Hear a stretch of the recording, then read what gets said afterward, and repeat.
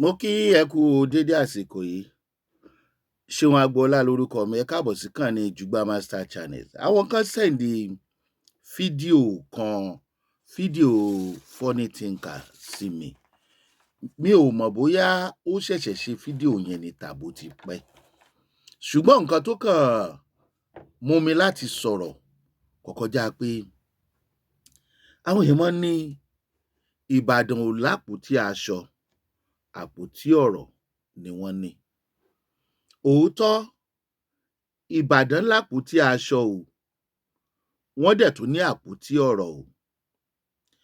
Àkíyèsí tí mo ṣe nínú àwọn fídíò tí funny thinker tó ṣe, nínú fídíò yẹn, ó kọ́kọ́ ní káwọn èèyàn gbọ́ ọ̀rọ̀ olóyè Sunday Igboho. Mi ì fẹ́ máa waste time wa rẹpẹtẹ ni, bóyá kí ní ká kọ́ gbọ́ díẹ̀. Ẹ máa wò pé why tó jẹ́ pé inú gbogbo tó wà nílẹ̀ yìí, ọ̀rọ̀ funny thinker ló important. Yeah. Ọ̀rọ̀ Yorùbá land nínú orílẹ̀-èdè Nàìjíríà ó wà very very important. Ṣùgbọ́n mi ì ní fi gbà wá lákòókò, ṣókíṣókí ni mo máa ti wájú ti sẹ́yìn. Èmi ò anyway. Ọmọ wa ni ọ́. Bó ṣe jẹ́ pàtí lọ, wọ́n gbà tó à ń ṣe ń gbà yẹn. Tí wọ́n tún wá bínú pé àfi lọ àwọn tó rà ń bú wọn gbà yẹn. Bẹ́ẹ̀ ni o. Ẹ mọ Yorùbá tá a bú. Ọba tá a bú nílọ. Ẹ̀yin jẹ́ tèmi bẹ́ẹ̀ ṣe ń bú wọn lèmi tí mo jẹ́ kí náà.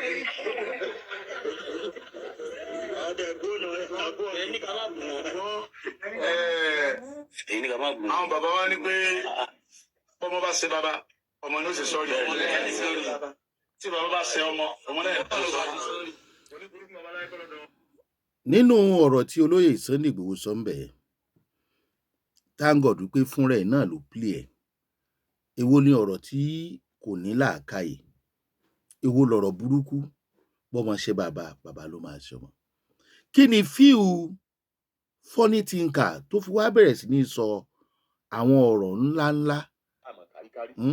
Fúdí èyí, mọ̀jàmọ̀sá làá máa kíkanjú lógun.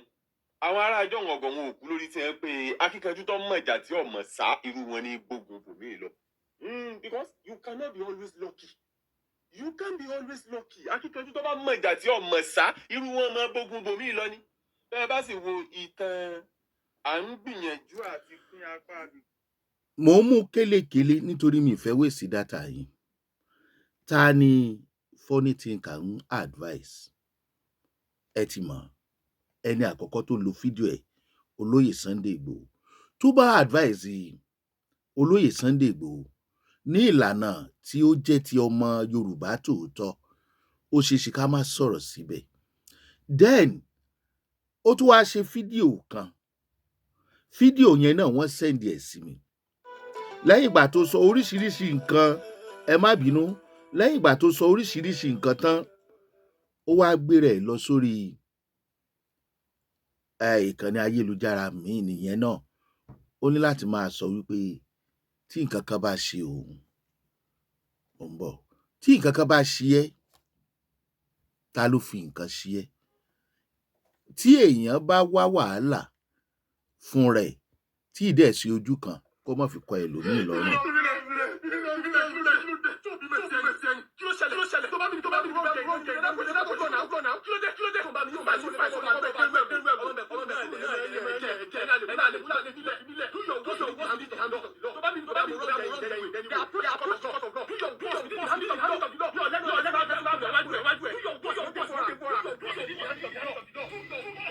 Good.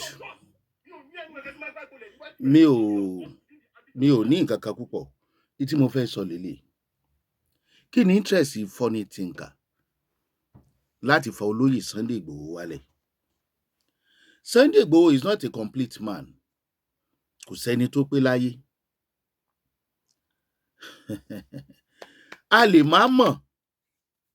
Ọ̀rọ̀ yìí ti ní political tone nínú.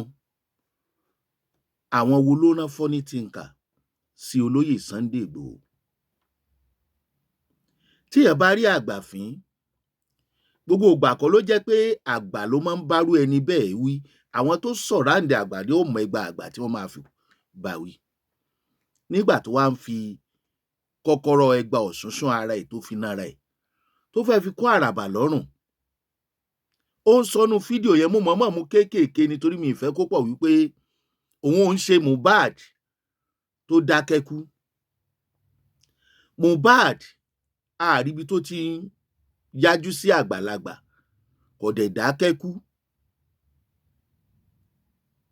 Ilé ẹjọ́ ló lè sọ nípa yẹn. Ṣùgbọ́n ọ̀pọ̀lọ́ tó ń jẹrẹ ẹ̀ mọ́lẹ̀ tí ò bẹ̀rù orí ara ẹ̀ kó rántí o, alágẹmọ tó rọra rìn. Nǹkan tí Funny Thinker fẹ́ fàyọ nínú àwọn advice pákáleke tó lóun ń fún ẹni tó jùlọ lọ́jọ́ orí tó dẹ̀ mú ọ̀rọ̀ kólekóle dání. Ẹ jẹ́ ká tètè fura sí ilẹ̀ Yorùbá.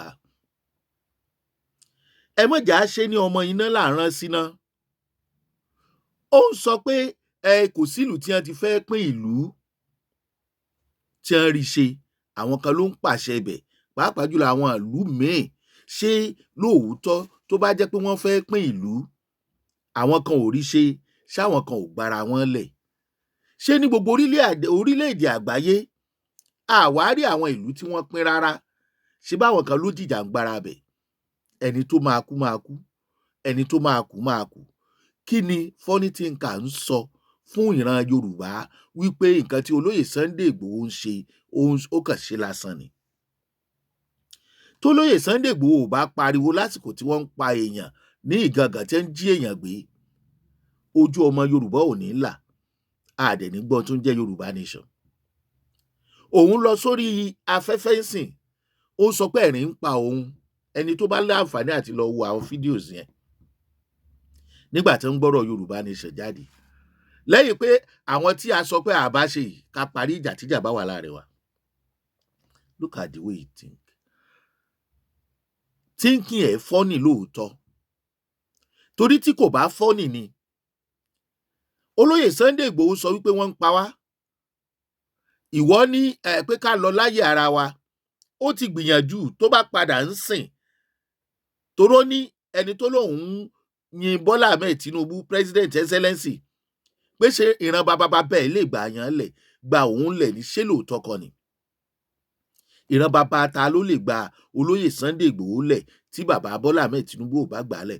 Ìwọ fúnra ẹ̀ ń sọ pé mọ̀jàmọ̀sá. Bó bá advice olóyè Sunday Igboho pé mọ̀jàmọ̀sá, kí ni olóyè Sunday Igboho ṣe ń bẹ̀ yẹn?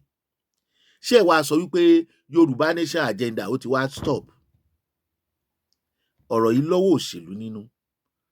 Funny Thinker, má fi tiẹ̀, má fi rẹ́ olóyè Sunday Igboho lára. Sunday Igboho ò pé òun náà ní tiẹ̀ lọ́wọ́, mo ní tèmi lọ́wọ́. Oníkálukú mọ̀ wà fún níwà ní jọ̀rẹ́jọ̀rẹ́. Ẹ mọ́ balẹ̀ Yorùbá jẹ́. Kò sẹ́ni tí ò lè ṣe àṣìsọ ọ̀rọ̀, kò sẹ́ni táwọn ò lè gbé. Ṣùgbọ́n ara tó ń gbé wọ̀ yìí ó ti ń pọ̀ jù, torí ó máa mórí gbára wọn ni. Wo iye àwọn èèyàn tí wọ́n ti ń complain láwọn ibi tí wọ́n ní wọ́n ti ṣe láǹfààní tó jẹ́ pé ibi ló fi padà san. Okay now, wo bó ṣe ń ṣe gbúrúgbúrú lórí afẹ́fẹ́. See wetin happen. Àwọn èèyàn tó bá rí ẹ̀ ń sìn, wọn ò ní mọ àwọn ibi tó ti forí kọ́ pẹ̀lú irú ìwà báyìí. Ìbàdàn ni mí, a ní àgbékalẹ̀ ọ̀rọ̀, ó sì ní bá a ṣe ń bá àgbàlagbà sọ̀rọ̀. Ṣùgbọ́n torí pé ẹ̀ ń wérò lórí ẹ̀rọ ayélujára, kò sẹ́ńtẹ́ lè fi tayín. Tí wọ́n ń pè ní freedom, liberation, gbígbára ẹni kúrò nínú wàhálà oko ẹrú, àwọn kan ní ó kọ́kọ́ bẹ̀rẹ̀. Why are you discouraging àwọn tó ti bẹ̀rẹ̀? Àwọn kan padà, àwọn kan tẹ̀síwájú. Ṣé ìdẹ́rùbà ni àwọn ọ̀rọ̀ tó sọ́nú fídíò yìí wípé ìgbà Saro wíwá, ìjọ àjùmọ̀jó, okùn ijó òun nìkan, wọ́n àgbàgbé orúkọ ẹ̀dọ́là nínú ìran ẹ̀? Kí ló dé tó ń discourage àwọn ènìyàn láti pàṣẹ nǹkan tó ṣẹlẹ̀ sí olóyè Sunday Igboho? Ṣé kí o sínú àwọn ọmọ Yorùbá tí wọ́n fẹ́ dá Yorùbá padà sẹ́yìn nítorí owó lọ́wọ́ olóṣèlú? Tó bá lẹ́ni tó fẹ́ campaign fún, má dúró lórí pé olóyè Sunday Igboho sọ̀rọ̀ nípa olóore rẹ̀ ààrẹ Bọ́lá Ahmed Tinubu bá a bá bú nítorí tó gbélé orí àwa ni. Mélòó nú yín ló jáde nígbà tó wà lẹ́yìn odi tó ṣe protest against Buhari pé kan fi olóyè Sunday Igboho lẹ̀, ṣe bí wọ́n ṣe lórí Nnamdi Kanu. Why nígbà tó wá rí òmìnira gbà tán tí ìwọ wá bẹ̀rẹ̀ ogun tiẹ̀ tó gbé dìde tó jẹ́ pé olóyè Sunday Igboho ló wá rí láti máa ta yín. Mi ò mọ olóyè Sunday Igboho rí, mi ò dẹ̀ sínú struggle, ṣùgbọ́n mo ní àtìlẹ́yìn nítorí ọmọ Yorùbá ni mí. A dẹ̀ pariwo fáwọn ọba, olóńbù àwọn ọba, ó ní ọba òṣìṣẹ́ ìjọba lọ́ba. Look at yourself. Káwọn èèyàn wo fídíò yẹn, mo fẹ́ bẹ́ẹ̀ pèrò sórí ìkànnì ẹ̀. Àwọn ọ̀rọ̀ làákàyè Ìbàdàn tó máa ń jáde lẹ́nu Ìbàdàn ni. Ṣé onímọ̀ nípa tó ń sọ? Òṣèlú ló sọ àwọn ọba di òṣìṣẹ́ ìjọba. Wọn ò dẹ̀ ṣiṣẹ́ fún ìjọba, ìjọba ń rẹ́ wọn jẹ ni, torí àwọn ni aláṣẹ àkọ́kọ́ ní agbègbè wọn. Ṣùgbọ́n nítorí táwọn náà ń bá ká, ọ̀pọ̀lọpọ̀ wọn ti wọ́ra wọn lẹ̀ lọ́dọ̀ ìjọba, ó lábẹ́ káńsù ni wọ́n wà. Bó bá rí bẹ́ẹ̀ náà ṣógbẹnu ẹ̀. Ìwọ fún rẹ olólóyè Sunday Igboho mọ bàbá mi o, àti bú wọn, àti ṣe kíní kan o, oló ń sọ̀rọ̀ bẹ́ẹ̀, ó ń bú àwọn ọba. Ìwọ ọ̀wọ́ bá ńlẹ̀ ló sọ pé òṣìṣẹ́ ìjọba ni wọ́n. Gbogbo èèyàn tó ń pọ̀fọ̀ tó ń pògèdè kọ́ ló lóògùn àkọ́sórí Yorùbá, nítorí pé a fẹ́ wá sórí ẹ̀rọ ayélujára kọ́ ni làákàyè. Ọmọdé yìí dẹ̀ níná lẹ́kìtì tá mọ̀ jò. Ọmọdé yìí láṣọ bí àgbà, kó lákìsà bí àgbà. Tí bàtà bá wá ń dó ládùújù, yóò padà ya ni. Ọba ṣe jẹ́jẹ́ kó ṣe mẹ̀dọ̀. Advice ni dọ̀la. Akọni ni olóyè Sunday Igboho níwájú ọmọ Yorùbá. Òun ló ran ọmọ Yorùbá lọ́wọ́, òun ló dẹ̀ la ojú ọmọ Yorùbá. Àwọn wo ló rán yín ṣẹ́? Calm down. Pẹ̀lú àwọn àgbàlagbà. Ó máa ń wo ọmọdé kó ṣe bí àgbà, ọjọ́ orí rẹ̀ ò ní jẹ́. Tí n bá ń gbọ́ àwọn nǹkan míì tí wọ́n ń sọ, mo máa ń wò bíi pé, are you a truly son of Ibadan? Tó bá jẹ́ bẹ́ẹ̀ ni, má máa sọ̀rọ̀ kó tún máa wéra ẹ lókun nínú ọ̀rọ̀ tó sọ. Look at the way you support. O support Yorùbá land now. Ìtò ń sọ ni wípé gbogbo àwọn tá a sọ pé wọ́n ń fa wàhálà, wọ́n ń pa wáyìí, ká parí ẹ̀ ni. Kò sílùú tó easy láti pín. Ó dẹ̀ fi àwọn samples sí, ṣùgbọ́n ò rí àpẹẹrẹ àwọn ìlú tí wọ́n pín, tí wọ́n padà pín. Àwọn ìlú kan fẹ́ pé wọ́n ń bá àwọn ìlú kan ṣe, kò jẹ́ kó rọrùn láti. Kí ló dé tó jẹ́ ní tí ò rọrùn ni wọ́n rí tọ́ka sí? Kí ló dé tó jẹ́ pé ẹni tó tiẹ̀ gbé tó bẹ̀rẹ̀ kò mọ ibi tóun ń gbé lọ, ṣùgbọ́n bẹ̀rẹ̀ nítorí ìran ẹ̀ ni wọ́n rí mú lọ́tà nítorí òṣèlú. Ẹ̀dẹ̀ fòṣèlú bayé jẹ́, òṣèlú tí wọ́n fi borí àga àwọn ìjọba àwọn ọba wa jẹ́, òṣèlú tí wọ́n lò tí àwọn ọba wa ò fi lẹ́nu mọ́. Ìwọ náà tó ti bẹ̀rẹ̀. Bọ̀wọ̀ fágbà o, ẹ̀yin ló ń dàkúkọ o. Ọmọdé tó ń lọ sin òkú ẹ̀gbọ́n ẹ̀ ní òwò tó má burú ẹ̀ dání, ó ń ṣàlàyé tiẹ̀ náà lẹ́ni o. Mo kí yín bẹ́ẹ̀ ṣe ń wò wá. Funny thinkers, má fi kọ́kọ́rọ́ tiẹ̀, má fi kọ ẹlòmíì lọ́rùn. Ṣé o mọ iye yẹn tí ẹ sọ pé báyìí allegedly mi ò sí ńbẹ̀. Mọ́ wàá jọ jẹ́ pé tolóyè Sunday Igboho ló máa mú sẹ́nu. Tó bá ní kó wá fẹnu gbolẹ̀, ó tó bẹ́ẹ̀, ó jù bẹ́ẹ̀ lọ, ó jù ẹ lọ. Òun náà lọ fẹnu gbolẹ̀ níwájú àwọn ọba, ó fẹnu gbolẹ̀ níwájú ààrẹ Bọ́lá Ahmed Tinubu. Ta ni ọ́? Bitter truth ni lórúkọ ètò tiwa. Bó bá wù ẹ́ kó má ṣàtúnṣe, ṣùgbọ́n bàbá ni bàbá ò máa jẹ́ láéláé.